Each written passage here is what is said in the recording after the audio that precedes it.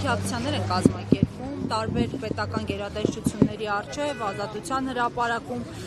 Այդ պահանջները, որոնք հնչեցվում են, արդեն կարծեք թե իշխանությունները դրանց շատ լավ տեղյակ են։ Ինչ է կարծում, երբ լուծումների ականատես կլինեք, թե պետք է դեռ շարունակեք այսպես ակցիաներով պայքարել։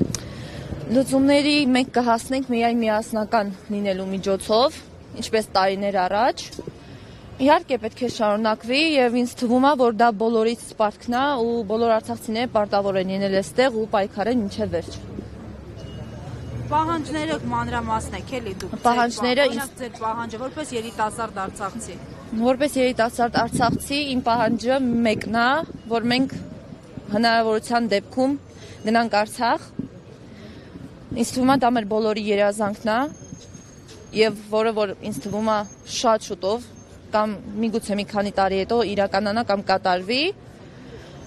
Իսկ երկրորդ ամենամեծ պահանջը, որ արցախցիներին այդ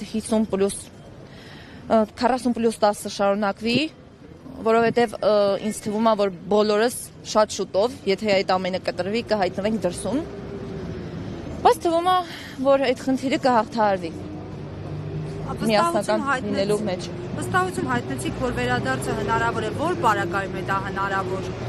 Մեր միասնության մեջ, ինչպես տարիներ առաջ, ինչպես բոլոր արցախցիները 88 թվականից ի վեր սկսած,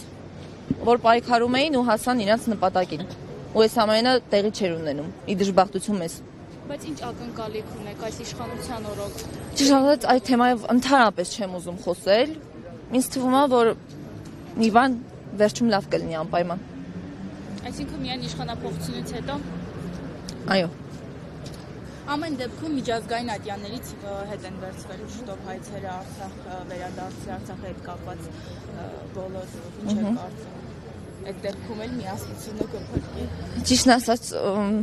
չգիտեմ ինչպես պատասխանեմ այդ հարցին, բայց մեր ուժը մեր միասնությունն է եւ այդ խոսքը իրոք ուժ ունի եւ ես հավատում եմ, որ անպայման մի օր լավ է լինելու բոլորիս համար։ Ես հենց ինքս Արցախից եմ, քաղաք Ասկերանից։ Այո։ Չէ,